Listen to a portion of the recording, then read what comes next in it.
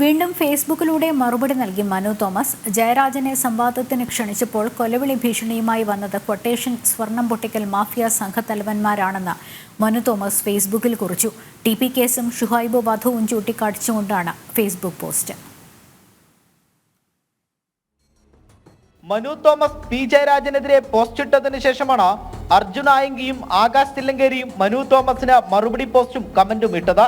എന്തും വിളിച്ചു പറയാൻ പറ്റില്ല എന്ന് ബോധ്യപ്പെടുത്താൻ അധിക സമയം വേണ്ട എന്ന് അടക്കം ഭീഷണി ഉയർന്നു.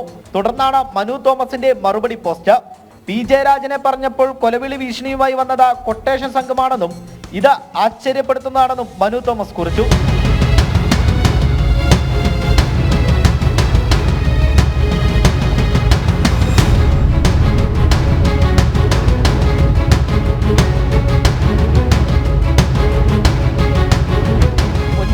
ഇടയന്നൂരും ഉൾപ്പെടെ നടന്നത് വിപ്ലവമായിരുന്നില്ല എന്നും വൈകൃതമായിരുന്നെന്നും മനു തോമസ് പറയുന്നു.